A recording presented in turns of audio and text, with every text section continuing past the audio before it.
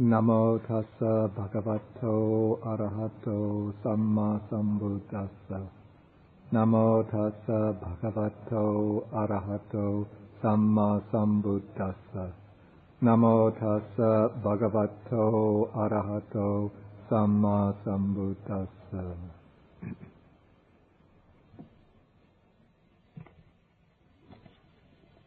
Okay, today we will be studying Sutta number 95 of the Majjhima Nikaya. This is called the Canki Sutta. In Pali, the C, it's pronounced like CH.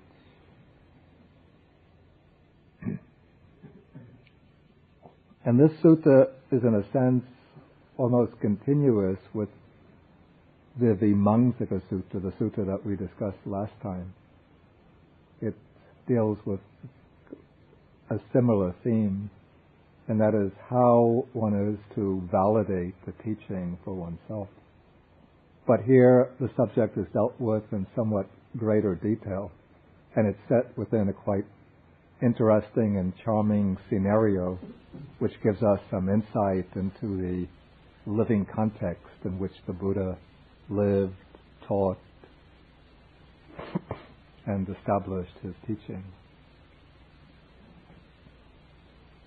If you remember the sutta we took last week, the Vimamsaka Sutta, the Buddha discusses how a disciple should investigate the Tathagata, the Buddha, to ascertain whether he is worthy of trust, worthy of confidence. Then when he determines that the Buddha is worthy of confidence, he approaches him to hear the Dhamma, and then he practices, gains some realization, and then is able to assert his confidence as a matter of direct personal experience. So here we will see a similar process unfold, but with more attention to the stages leading up to this realization. Okay, so coming to the beginning of the sutta opens when the Buddha has been wandering in the Kosalan country, the land of Kosala, that's in the far north of India, together with a large company of monks. And eventually he arrives at a Brahmin village named Upasada. And here the Buddha, together with the monks, they stay in a place called the God's Grove, which is a grove of sala trees to the north of the town. Okay, now on this occasion, there was a Brahmin by the name of Canki who was ruling over this village of Upasada and all of the adjoining land. And this property had been given to him as a sacred grant by King Pasenadi of Kosala. King Pasenadi was the king of the kingdom of Kosala, and he gave this land as a gift, a special gift to the Brahmin. And now this was a common practice in India during this period, that kings would depend upon the Brahmins to perform their religious services for them, to conduct the ceremonies, rituals, even sacrifices in accordance with the Brahminic teaching, the Vedas. The performance of these rituals and sacrifices were, in the views of the kings, essential to secure stability in their kingdom, to ensure a good harvest, to ensure victory in the battle with their enemies.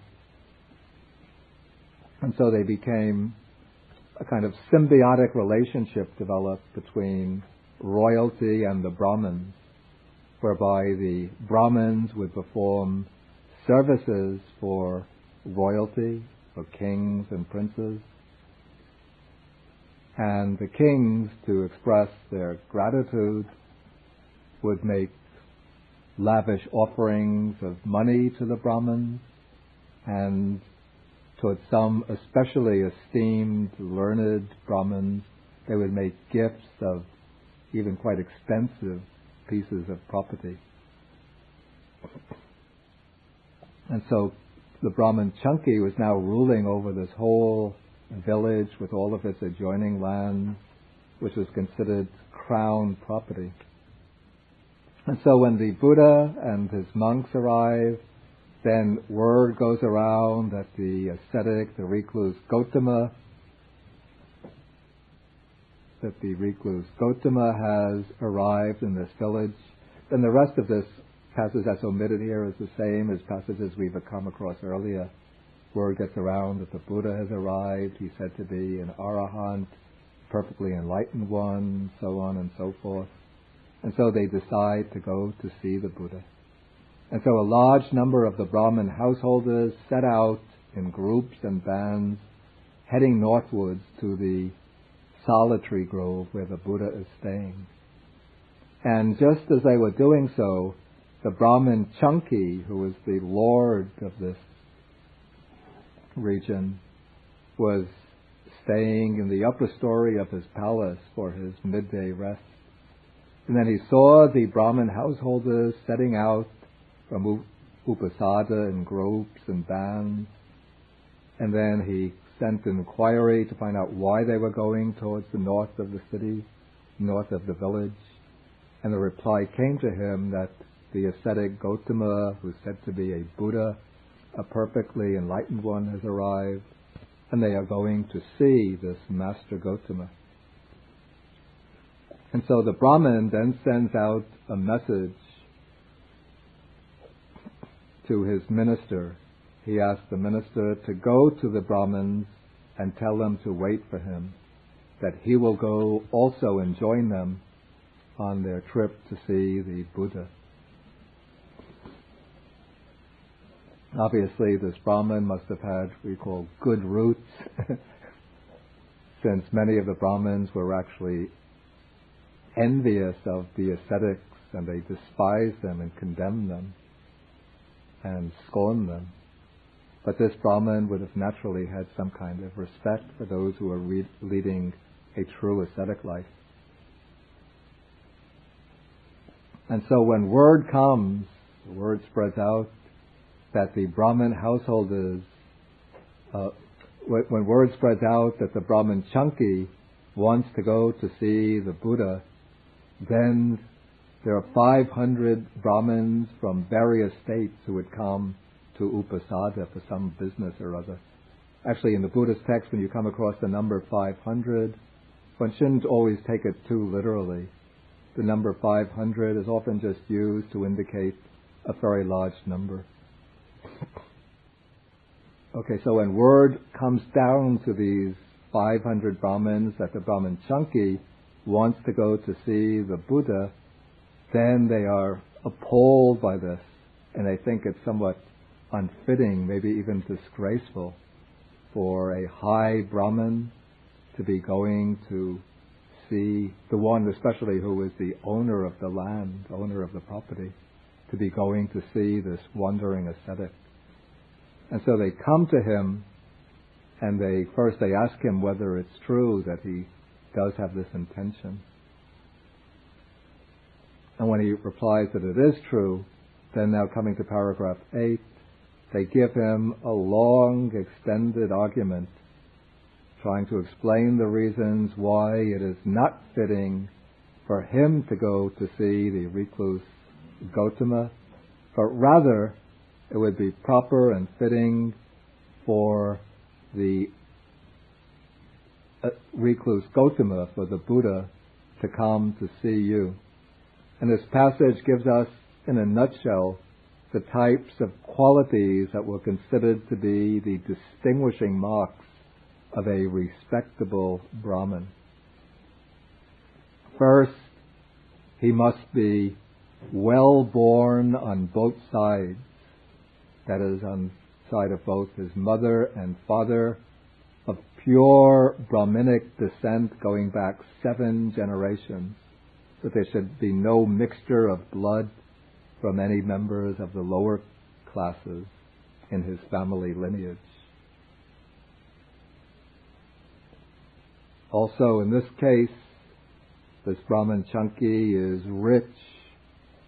He's been very amply rewarded for his services by the king, and so he has much wealth and great possessions. Then he is a master of the 3 Vedas. The Vedas are the sacred scriptures of Brahmanism. And in fact, all of Hinduism, right up to the present day, regards the Vedas as the supreme religious authority. The Vedas consist of hymns that were composed to various deities by the early Aryan settlers of India, who would have come, perhaps the origins of the Veda go back perhaps to 2000, as far back as 2000 BC. And these hymns and instructions for the sacrifices were compiled into these sacred scriptures, which there are actually 3 primary Vedas, and then the 4th Veda was added later. The 3 Vedas are called the Rig Veda, the Sama Veda, and the Yajur Veda. And the 4th one, which was added later, is called the Atharva Veda, which it said has a somewhat different character from the other 3. And so the Brahmins memorized these scriptures, they taught them the scriptures to their pupils, they performed their rituals and sacrifices in accordance with the directions that came down in the Vedas, and they regarded the Vedas as a kind of divinely revealed truth. Okay, and so this Brahmin, like many of his contemporaries, was a master of the 3 Vedas, along with their vocabularies, liturgy, phonology, etymology, and the histories as a 5th. He was also skilled in philology, grammar, and in natural philosophy, and was called the marks of a great man. Then also this Brahmin is handsome, comely, and graceful. He is virtuous, mature in virtue. He is a good speaker, and he is the teacher of the teachers of many. That is, his pupils have now become respected and esteemed teachers in their own right. And he has 300 Brahmin students. And then he is honored, respected, revered, venerated, and esteemed by King Pasenadi of Kosala, the king who is also a devotee of the Buddha. And you are also honored, respected, esteemed by the Brahmin Pokarasati. This was another famous Brahmin of the period. And you, sir, rule over Upasada, a crown property abounding in living beings, a sacred grant given to you by King Pasenadi of Kosala. And since this is so, it is not proper for you to go to see this ascetic Gautama, who has no property, no wealth. It is proper for the recluse Gautama to come to see you.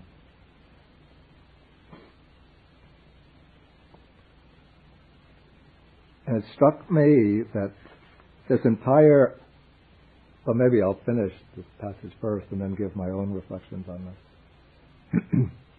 Okay, now, when these Brahmins had finished their appeal to the Brahmin Canki, he remained firm in his decision to go to see the Buddha. And now, in paragraph 9, he explains why. Why it is proper for him to go to see the Buddha, and why he should not wait there expecting the Buddha to come to see him. First, the recluse Gautama is well born on both sides, of pure maternal and paternal descent, 7 generations back. Okay, this doesn't mean that the Buddha was from a Brahminic lineage. The Buddha was from another class called the Kshatriya caste. This was the caste of the warriors and administrators, the ruling caste. But both castes were regarded as the highly placed castes, and the others, the Vaishyas, the merchants and agriculturists, and the Shudras, the laborers or menials, were regarded as lower classes. And in this period there was a kind of rivalry between the Brahmins and the Kshatriyas. The Brahmins regarded themselves as superior and the Kshatriyas as being one notch down, while the Kshatriyas, because they were the ones who held the power, the rulers, considered themselves to be superior and the Brahmins to be subservient to themselves. But to some degree they had a kind of mutual respect for each other, so their attitude towards one another was different from that of their attitude towards the Vaishyas and the Shudras, the mercantile class and the laboring class. Okay, so the Buddha is impeccable with respect to his aristocratic birth. And then the recluse Gautama went forth, that is, he left the household life, going into the homeless life, abandoning much gold and bullion stored away in vaults and depositories. According to the traditional story, the Buddha was the son of a king and was being groomed to be a king in his own turn. It's known with a fair degree of certainty that this story is not completely accurate, since the Sakyan Republic, the state where he lived, was not a kingship but a republic. But he would have come from the ruling family. His father might have been the president of a council of elders, a ruling council of elders, and so the family would have been very richly endowed with wealth and property. Then the ascetic, the recluse Gautama, went forth from the home life into homelessness while still young, a black-haired young man endowed with the blessings of youth. That is, he didn't go forth when he was an old person, unable to do any useful work, but while he was still strong, young, and healthy. And he went into the homeless life, even though his mother and father wished otherwise and were weeping with tearful faces. Then the recluse Gautama is handsome, comely, and graceful. He is virtuous with noble virtue, wholesome virtue, possessing wholesome virtue. He is a good speaker with good delivery. He is a teacher of the teachers of many. In these respects, he's similar to the Brahmin, but in the next respect, he's different, that the recluse Gautama is free from sensual lust and without personal vanity. He holds the doctrine of the moral efficacy of action, the doctrine of the moral efficacy of deeds. These would be two important qualities. Actually, they're just variations on one important quality for a Brahmin. That is, he accepts the principle of karma, the fact that actions have results in future life. In this way, he would have been quite different from some of the other ascetics who went about proclaiming some of the ideas that we read about in the earlier sutta, that there is no this world, no other world, no point in serving parents, no point in being helpful to others, no point in giving in charity.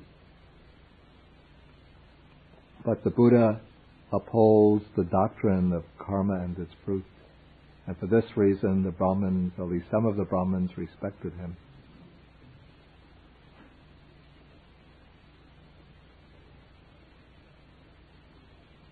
Okay, some of the others I'll just skip over. Then people come from remote kingdoms and remote districts to question the ascetic, the recluse Gautama. And many thousands of deities have gone for refuge for life to the recluse Gautama. I have to say, I don't know how the Brahmin would be able to know that.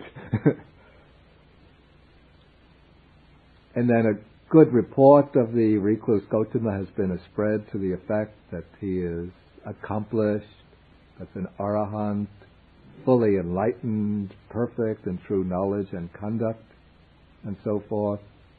Then the recluse Gotama possesses the 32 marks of a great man. These are special features which are considered distinctive of, if a person is endowed with these 32 characteristics, 32 marks, it's said that he has two possible destinies open to him. One is that if he remains in the worldly life, he will become a universal monarch, somebody who will unify the whole world under his rule. But if he goes forth from the household life into homelessness, then he becomes a perfectly enlightened Buddha. And so when the Buddha was a young child, the seers, or the sages of the kingdom, inspected his body and they saw that he had these characteristics. And so they predicted to his father that he had two possible destinies, either to become a universal monarch or to become a Buddha.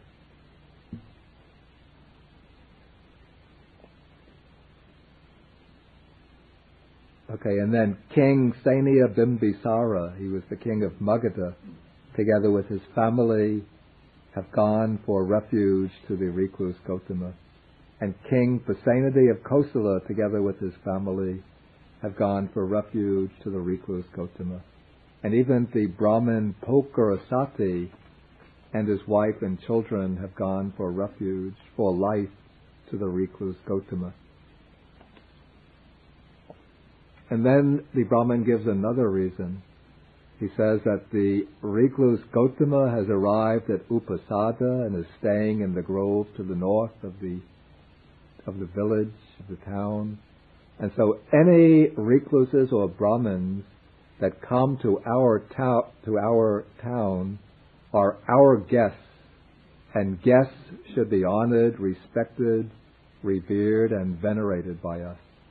This is a very important principle of Indian culture, particularly of Brahmanism, that the guest should always be regarded almost as a deity in human form.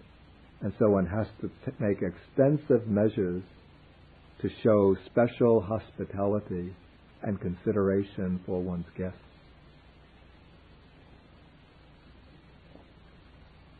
And so for all of these reasons, the Brahman says, it is not proper for Master Gotama to come to see me, but rather it is proper for me to go to see Master Gotama. Then he says, this much is the praise of Master Gotama that I have learned, but the praise of Master Gotama is not limited to that, for the praise of Master Gotama is immeasurable.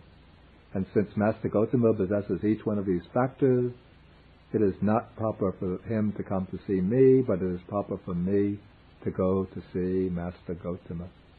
So let us all go to see the recluse Gotama.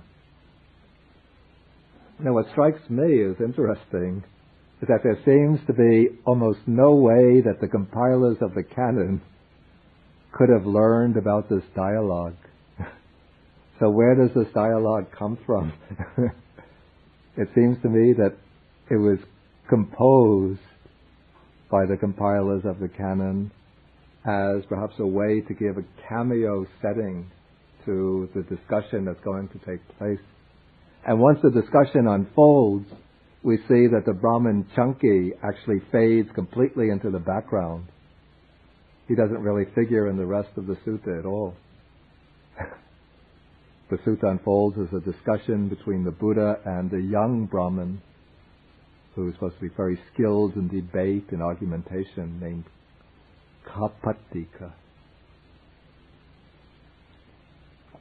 So I think one could see at work here, maybe the literary skills of compilers of the canon to create a kind of contrast between even the most high-ranking Brahmins and the Buddha as a shramana, a renunciant teacher who is outside the pale of the four classes of society, and yet for that reason is even more worthy of esteem and veneration than the Brahmins themselves.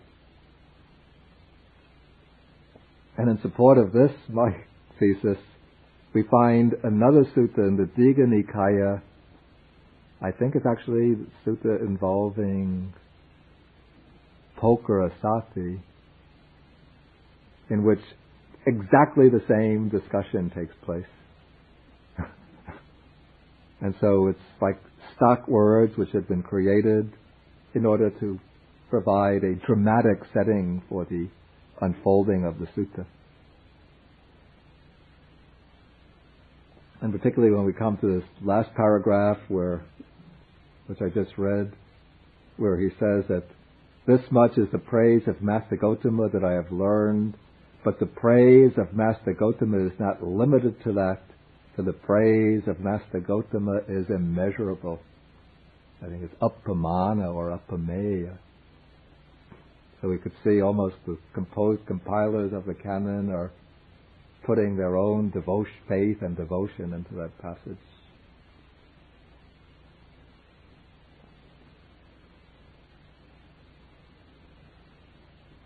Okay, so now the Brahmin Canki, together with a large company of Brahmins, they go to the Buddha and they exchange greetings, and then they sit down to one side.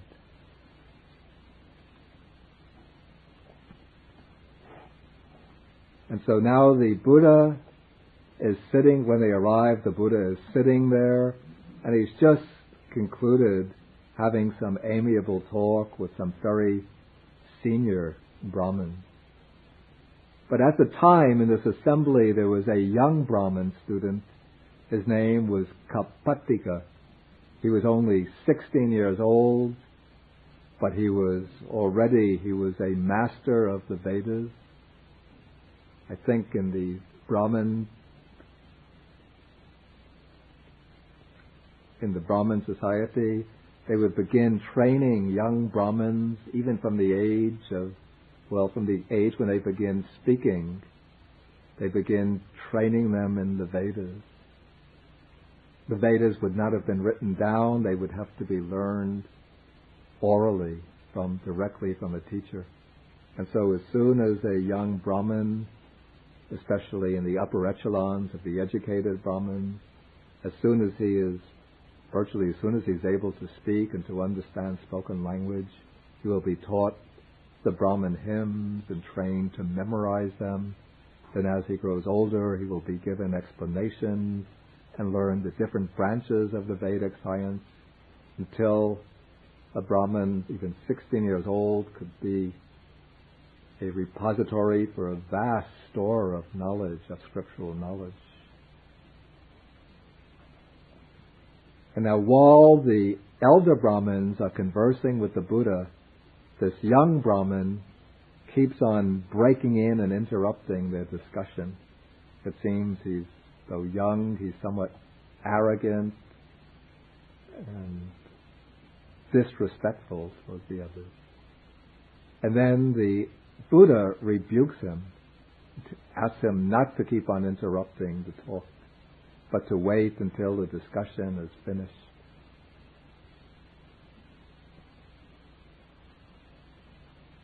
But when the Buddha says this, then the Brahmin Canki asks the Buddha not to rebuke this Brahmin student, Kappatika, since he is very learned, wise, and capable of taking part in the discussion.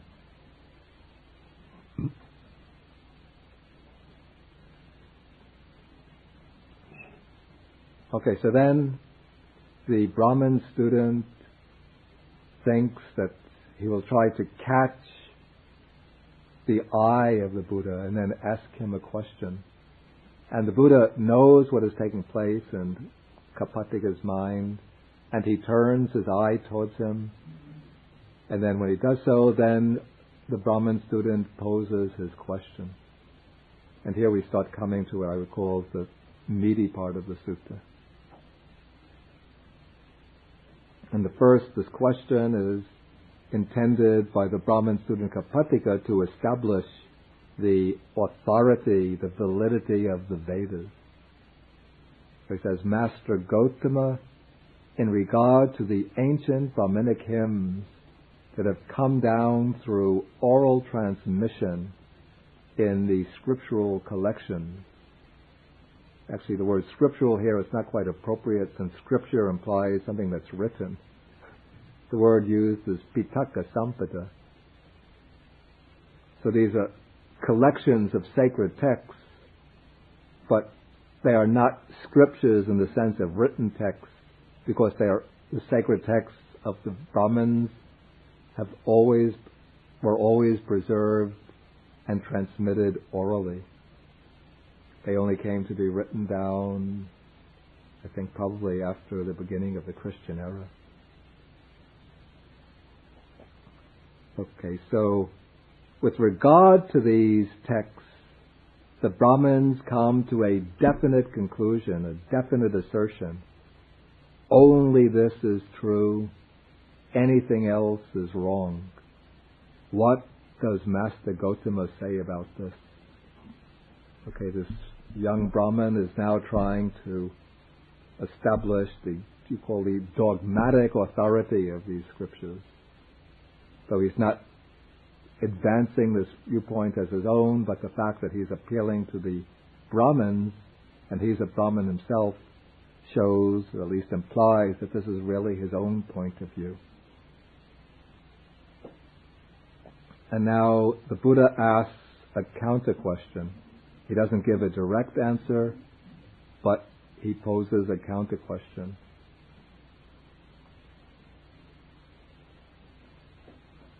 He says, how then, Bharadvaja? And Bharadvaja, this would be the same as Kapattika. Kapattika might be his personal name, Bharadvaja his family name. So how then, Bharadvaja, among the Brahmins is there even a single Brahmin who says thus, I know this, I see this, only this is true, anything else is wrong?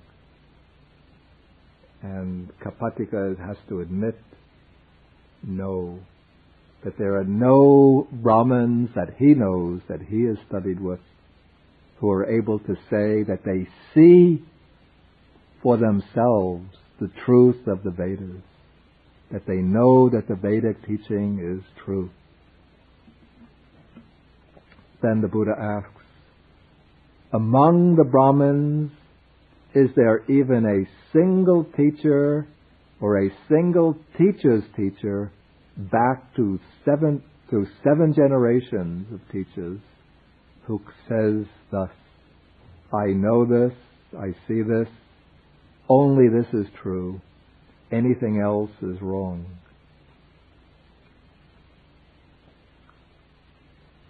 And Kapattika, now his face must be getting red, and he must be getting somewhat flustered and agitated, but he has to admit, no, Master Gautama.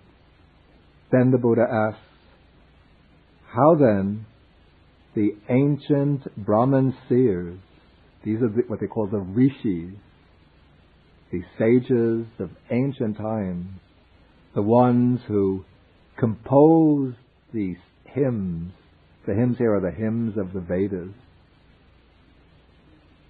whose ancient hymns that were formerly chanted, uttered and compiled, the Brahmins nowadays still chant and repeat.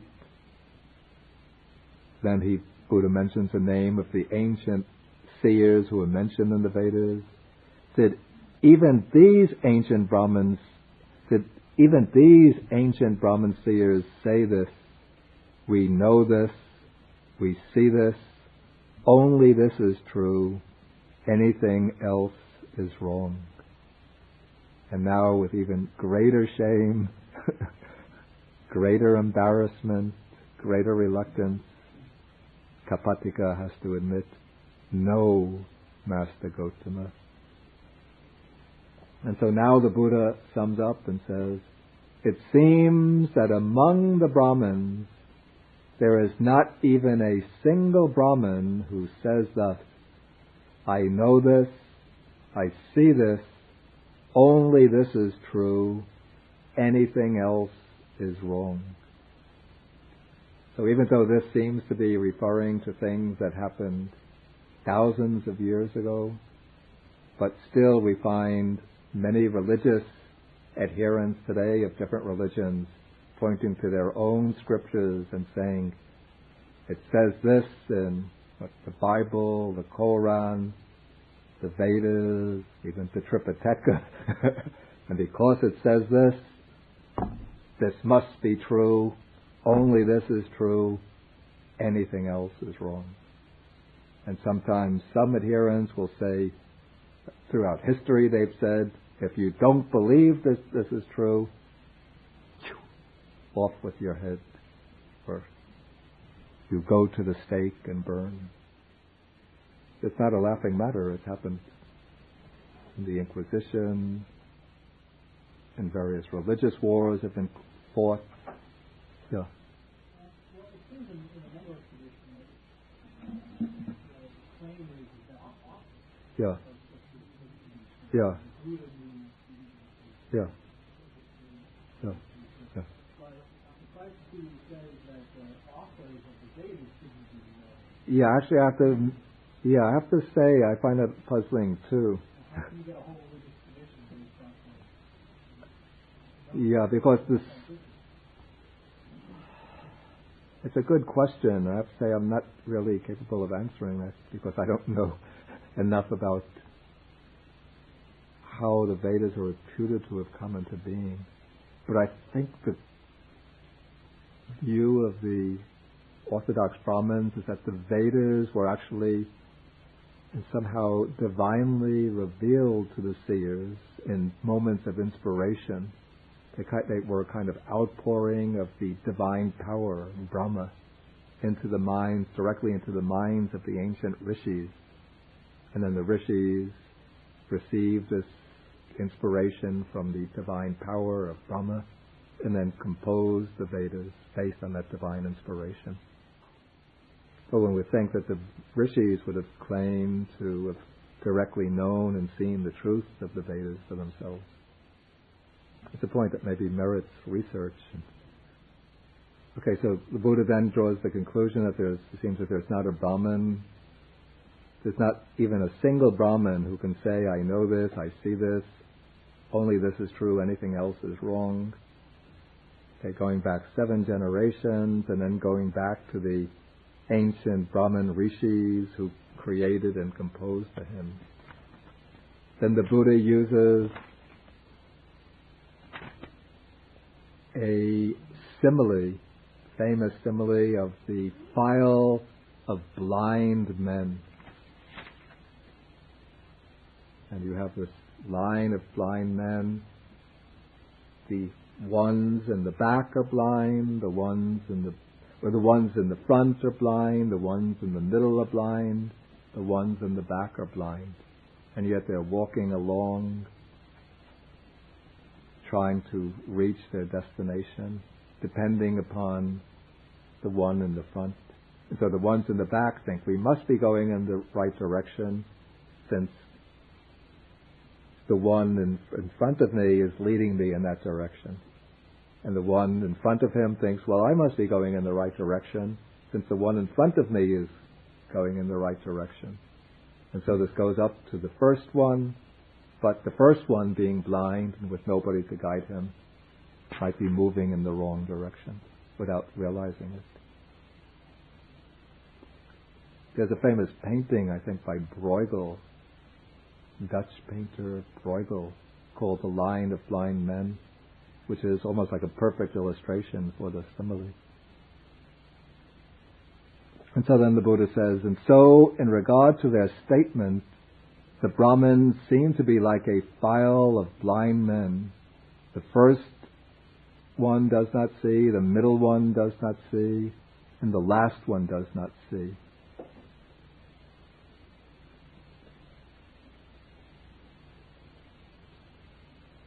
And Now, before we go further, I want to refer to another sutta which helps to shed some light upon the Buddha's position in relation to the different groups of spiritual teachers of this period. We go to Sutta 100, paragraphs 6 and 7. This is on page 820. Yeah, 820.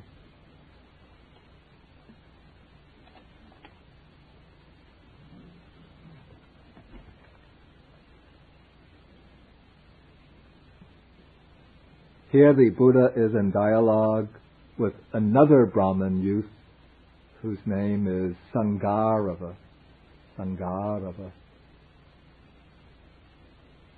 And this Brahmin youth poses the question to the Buddha. He says, there are some recluses and ascetics who claim to teach the fundamentals of the holy life after having reached the consummation and perfection of direct knowledge here and now. Where among these recluses and Brahmins does Master Gotama stand? And then the Buddha says,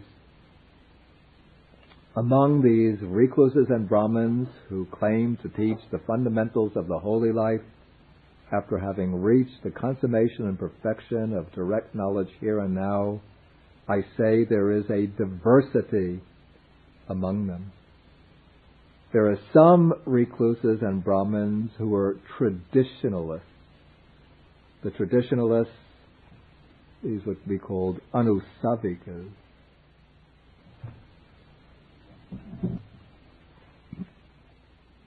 Okay, so there are some recluses and Brahmins who are traditionalists. That is, they rely upon an oral transmission or oral tradition to teach the fundamentals of the holy life. I have to say, I find the expression been added here, after having reached the consummation, perfection of direct knowledge here and now, it's somewhat puzzling.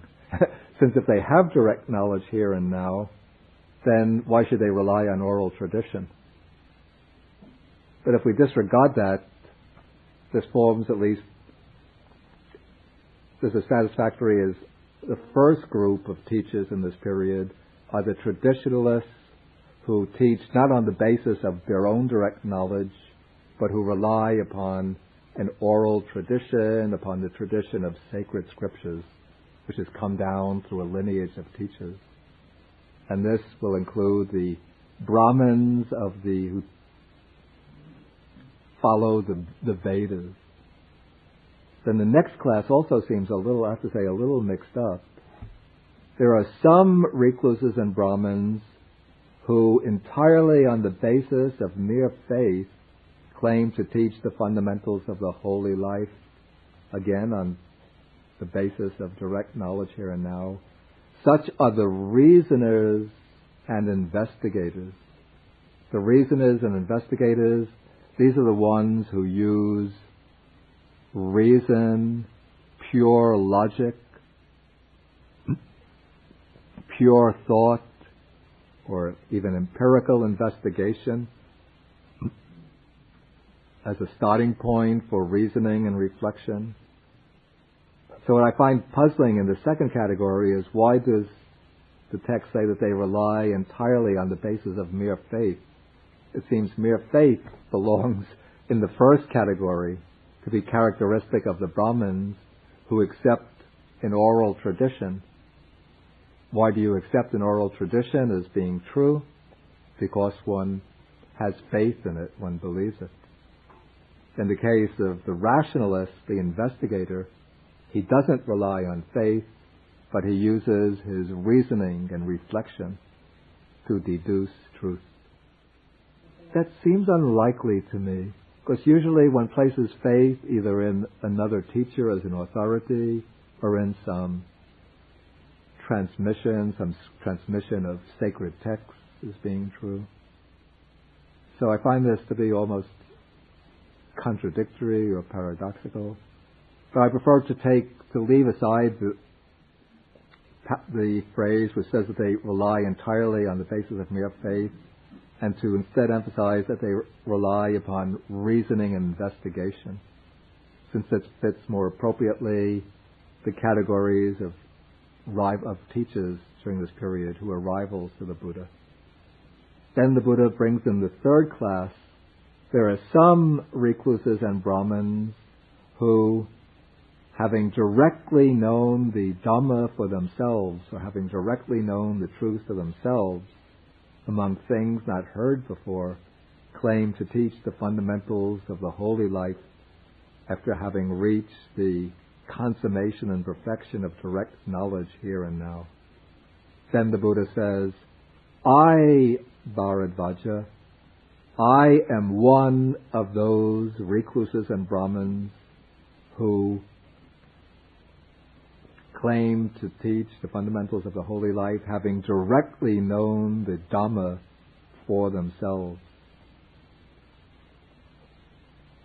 So in other words, the Buddha doesn't rely upon oral tradition.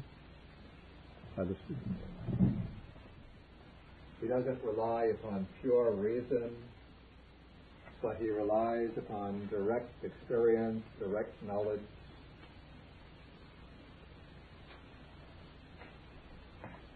Knowing and seeing the truth for oneself.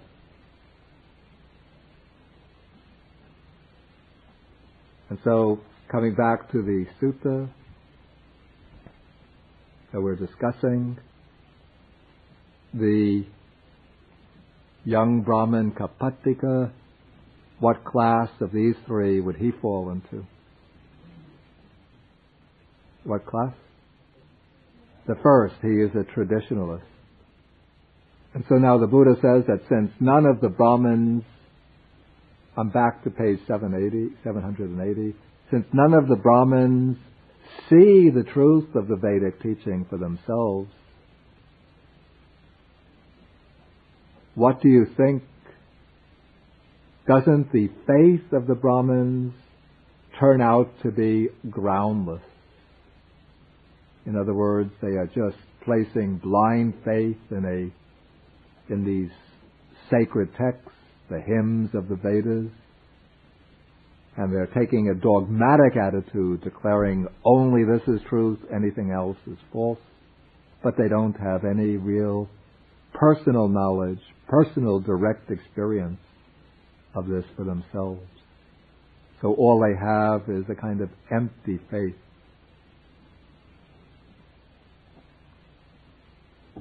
And then the Brahmin Kapattika tries to argue with the Buddha, and he says, the Brahmins honor this not only out of faith, they also honor it as oral tradition. That is, this is not just something that the Brahmins individually believe, but I think here he's trying to emphasize that this is a sacred tradition, something which has come down through generation after generation, maybe for thousands of years. And so since it's been preserved as sacred truth for such a long time, and the scriptures, or they would have been recited with such devotion, preserved flawlessly, word for word, syllable for syllable. For this reason, they must be truth. What the Buddha now presents as argument, he says, or he continues his argument, he says, first you took your stand on faith, now you speak of oral tradition.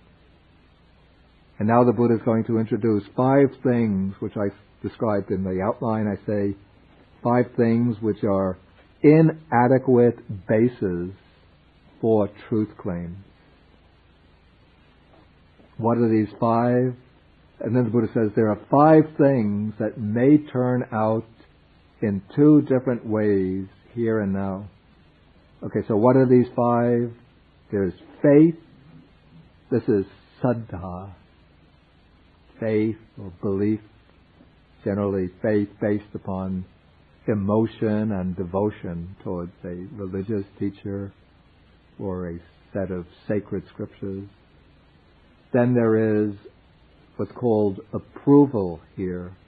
The Pali word ruchi might also have been translated personal preference. That is, you might meet a particular religious teaching, spiritual teaching, and you feel just some, without any rational grounds, but you feel some liking to it, some disposition towards it. You approve of it, you like it, it impresses you, and so then you place confidence in that and accept that just because you like it. The third ground is oral tradition.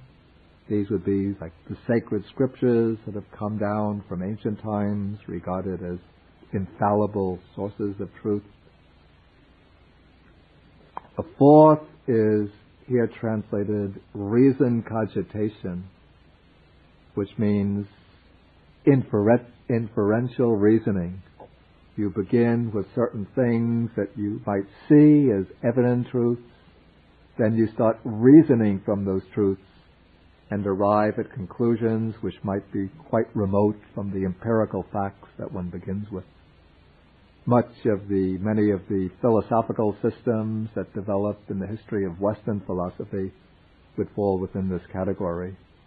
A thinker begins by saying, I'm not going to rely upon any revealed truths, any sources of authority, this is like René Descartes, but just begin with what is clear and self-evident.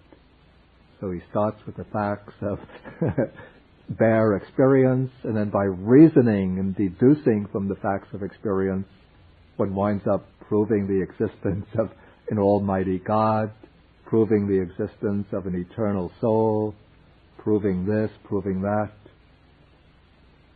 Then another thinker will come along, starting with the same facts, start reasoning from them, and then construct another system which is completely different from the first one. And each one, the adherent of each one, is arguing with the other one, saying that the facts prove it, my system is true, yours is false. But in fact, each system is constructed through reflection, through thought.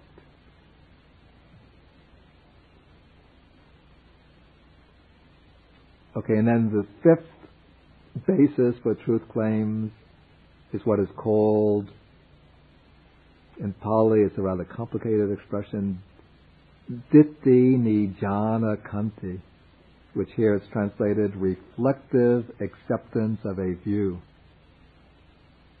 What this seems to mean is that when you become acquainted with a particular religious or philosophical view, you ponder it, reflect upon it, and then as a result of reflecting, it seems to be convincing, to be cogent. And so you then place trust in it and think, this might be true. Then after thinking it might be true, then once you start following that teaching, you become more and more convinced that it's true until you're ready to declare, yes, this is true. And so we have these 5 grounds put forward as a basis for claims to truth, on the basis of which people will claim this is the truth, anything else is, or anything contrary to this is false. And now this is the way the Buddha handles these 5 claims, or 5 grounds for truth claims. He says these 5 things may turn out in 2 different ways here and now. First of all, taking faith.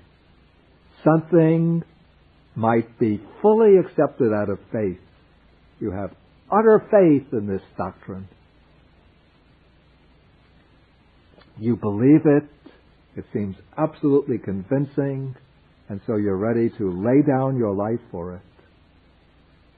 And yet, even though you believe it completely, still, it may be It may be true, actually. And just because one has faith in it doesn't mean that it's false. It might be true, but yet it might also be false, empty, hollow.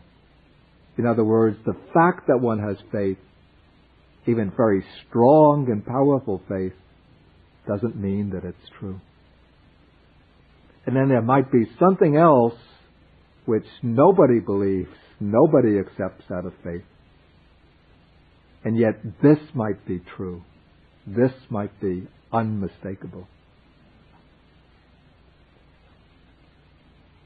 Again, you might have a liking for some teaching, a preference for it. And the preference might be very strong. But the fact that you prefer this teaching, that it appeals to you, doesn't make it true. Because even though you prefer it so much over other teachings, but what you prefer might be false. And the teachings that you don't like, that you don't lean to, they might be true. Again, some scripture, some teaching embedded in a scripture might come down from generation to generation, perfectly transmitted. There's been no meddling with the text. Each generation of reciters has recited it perfectly, following the example of his teachers. So, for example, the Vedas that are recited now will be exactly the way they were recited 1,000 years ago, 2,000 years ago. And yet the fact that it's perfectly transmitted through this lineage of teachers doesn't make it true. And something which has not been orally transmitted, which nobody believes, that might be true. Again, one might think out a system with very razor-sharp logic. One might have a system of perfect deductive logic, beginning with certain premises. Then each step in the system follows with ironclad consistency from the premises. Like you remember what we learned in high school, Euclidean geometry. You begin with certain, what they call them, axioms. And then from the axioms you deduce theorems. And you could put the steps of the theorem that lead up to prove the theorem. Step 1, step 2, step 3, step 4, till you come to the conclusion, quod erat demonstratum, thus it is demonstrated. And so and once you begin with these premises, the conclusions have to follow as an absolute matter of course. But then I think it was the early 20th century, some mathematicians started questioning the premises of Euclidean geometry till they came up with other systems. You start by postulating other axioms, and then from that you can derive very different systems of geometry. And some of those other systems will actually be more faithful to actual lived concrete experience than Euclidean geometry, which presupposes a kind of ideal two-dimensional domain in which all of these figures and lines and points exist.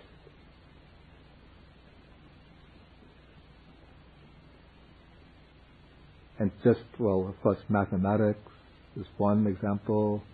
Again, the example of philosophy, one has, like in the 19th century, Hegel came and devised his philosophical system based on his reasoning, thinking, okay, the history of philosophy, now it's pretty much reached its consummation.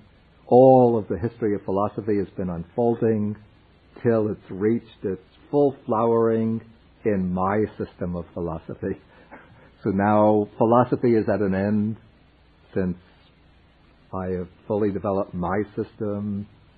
Everything is based upon irrefutable premises and unfolds with incontrovertible logic, one step leading to another. Then the next generation, Karl Marx came along and turned Hegel's philosophy on its head by starting with different premises, and then before long, Hegel's system, like a tower made of cards, you pull the bottom card out and the whole tower falls, collapses to the ground. Okay, so having a perfectly devised logical system, rationalistic system, is not a guarantee of truth.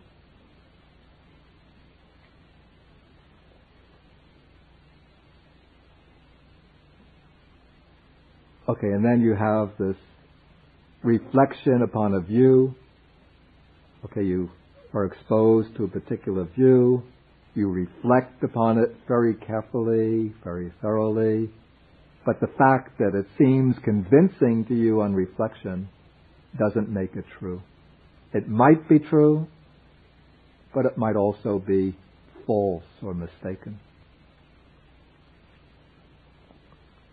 And so the Buddha says, he draws this conclusion, that it is not proper for a wise man who preserves truth to come to the definite conclusion, only this is true, anything else is wrong.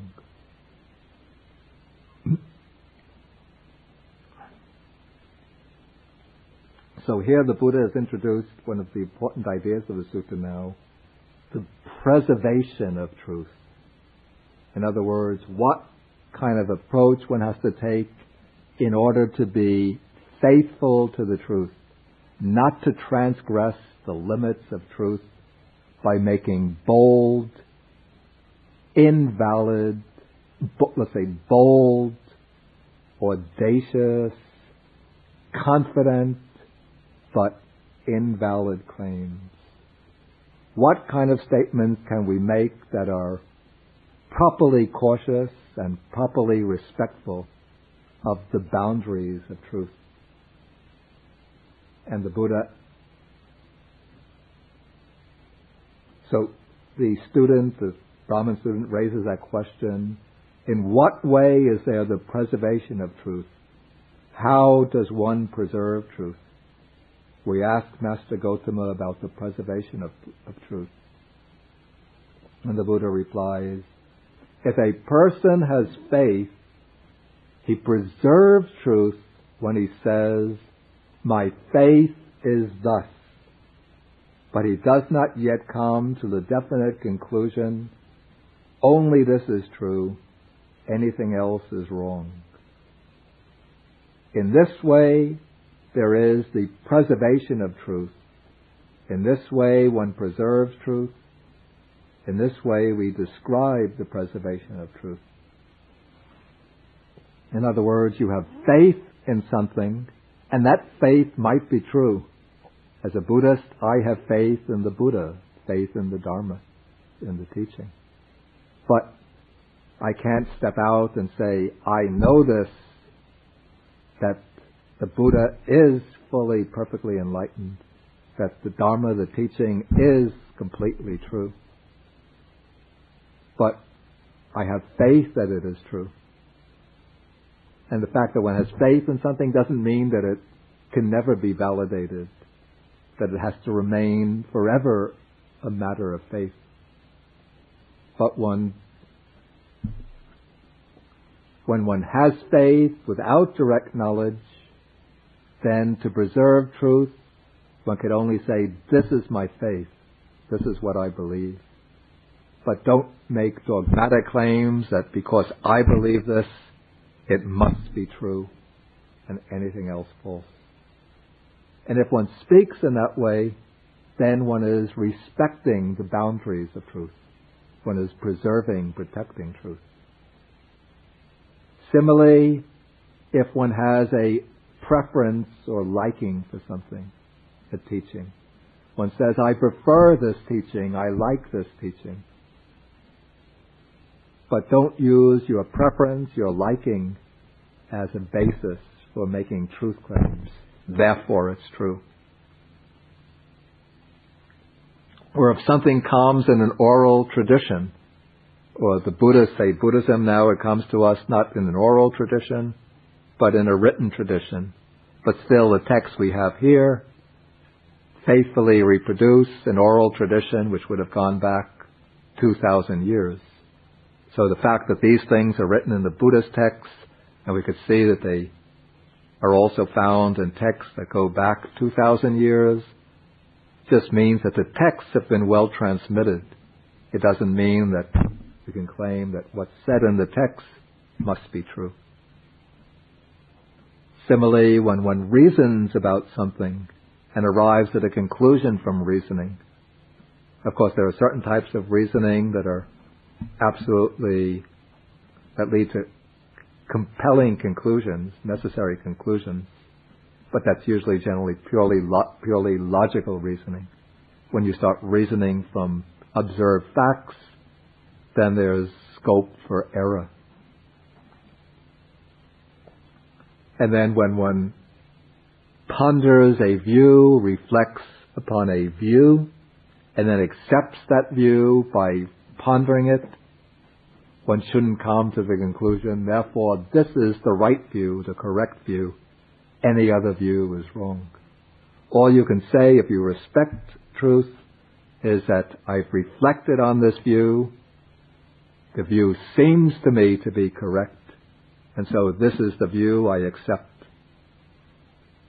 Okay, so now the Buddha says, in this way there is the preservation of truth. In this way one preserves truth, in this way we describe the preservation of truth, but as yet there is no discovery of truth. And at this point we'll stop the discussion and continue with the sutta next time. But I find this to be really such a remarkable passage that we've just discussed, considering that this is 2,500 years old, and when we consider the history of religions, how so many religious teachers say, I am the prophet, or I am the sage, the seer. This is the truth. And everybody else has to believe it, and all other teachings false. Let's commit them to the flames. Then generations later, his followers saying, he is the one who knew the truth. Nobody else can know the truth, but we receive the truth from him. So we have to follow it and accept it. But the Buddha just so cautious, so careful, so precise in making these distinctions.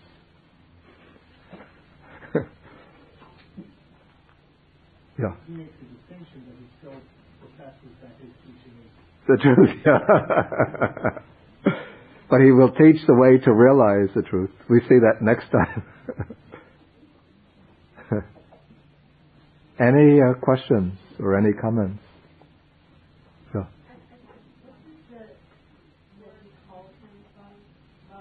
Bharadvaja.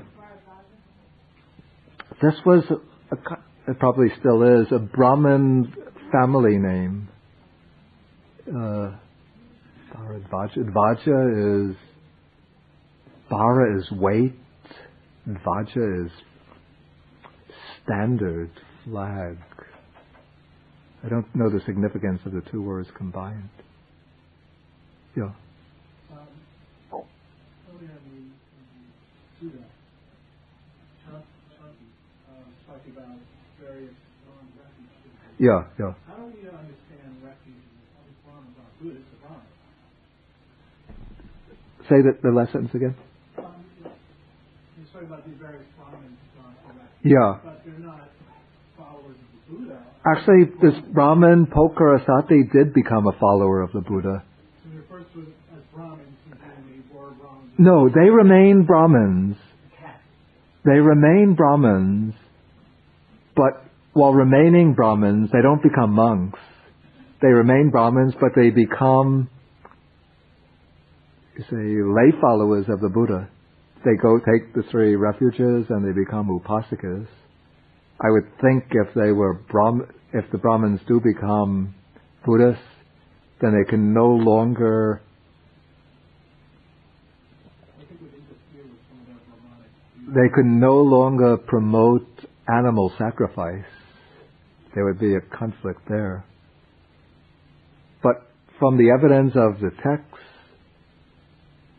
particularly one sees this in some suttas in the beginning of the Digha Nikaya, and also in the Majjhima Nikaya, Brahmins do go for refuge to the Buddha. What's interesting also is that a kind of sociological study has been done in a book in the library, Uma Chakravarti, The Social Dimensions of Early Buddhism. She has a table in which she's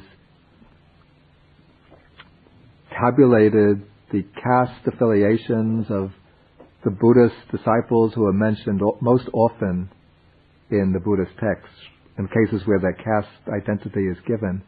And she finds that I think the greatest number of those who became prominent Buddhist monks were former Brahmins. Sariputta, Moggallana were Brahmins, Mahakassapa was a Brahmin, Mahakachayana was Brahmin,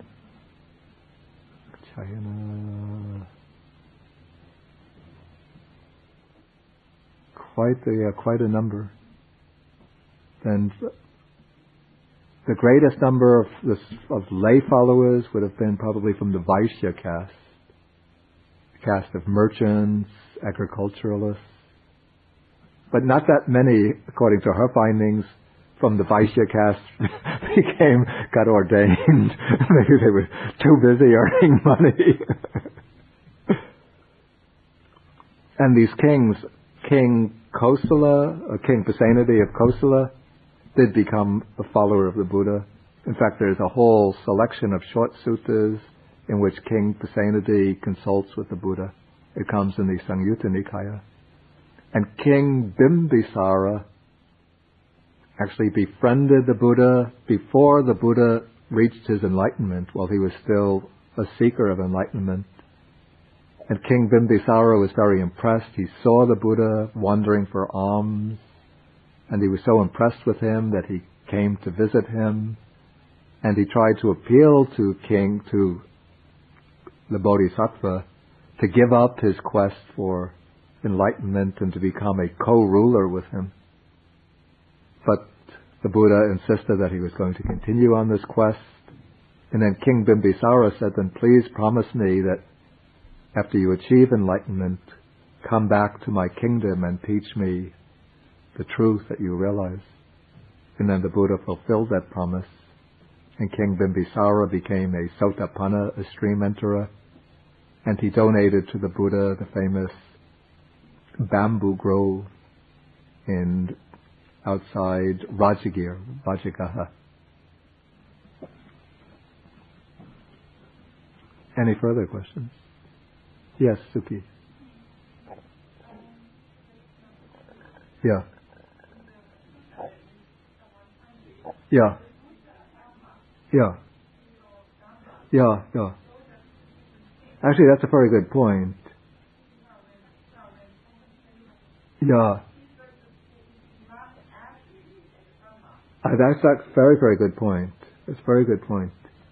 Yeah, I would agree with that. That just experience itself is not really inadequate criterion of truth. Since one can, if one wants to believe something, one can generate the experience which will seem to confirm it. For example, like various Christians say that they can speak with tongues. They call this phenomenon speaking with tongues, where you utter sounds and you're supposedly speaking other languages. And so then people, maybe they begin skeptically, but they see these devotees practicing this. They go into kind of semi-trance state, and then they start speaking gaga ruga gaga gaga gaga, and they're convinced that they're speaking intelligible words. And so a person might get then emotionally carried away and start imitating, and then before long he's going gu ga ga ga gala gula gala gala gula gat, and he thinks, I'm speaking in tongues too, so therefore this is a real, genuine phenomenon, that one is able, just through the infusion of the divine spirit, to speak in foreign languages. Or else more seriously, and this is a puzzling matter, okay, a Hindu meditator A Vedantic meditator will begin with the supposition of an eternal, absolute self, and then go into very deep meditation, and then come out of that meditative state and said, within that meditative experience, I realize the truth of the Atman, of the universal self. And the Christian meditator will begin with the supposition, of course, that there's an all-powerful Creator God, and then will direct a meditative love towards God. Oh, my beloved God, reveal your presence to me, reveal it. And then he'll have a very deep, powerful meditative experience, which he interprets as being a kind of self-disclosure of God, an infusion with divine grace. And there are many Christian mystics who have had quite astonishing experiences, which are not just sheer delusion, but convinces them that they have had direct communion or union with the Almighty God. And then a Buddhist meditator in meditation claims to see the truth of anatta or non-self. So each one begins with certain premises, and then the unfolding contemplative experience seems to confirm those premises. How is one able to differentiate? One is being in touch with absolute truth, with what is actual truth, and the other is just realizing things which flow from the original premises or presuppositions.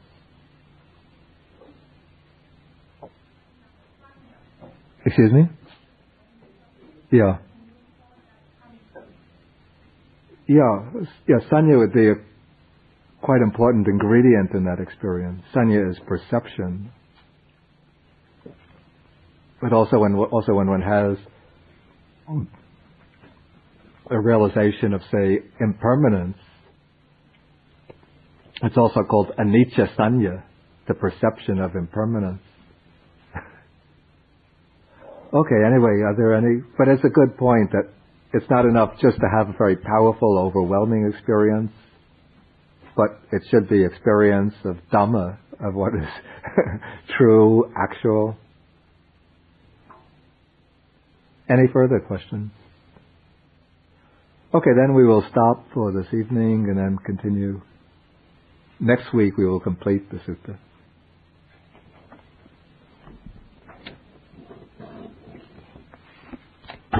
Okay. Share the merit with with the Dhamma protecting devas whose existence I accept through faith.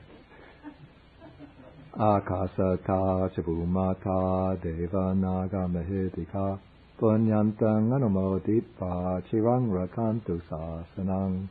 Akasata chabumata deva naga mahidika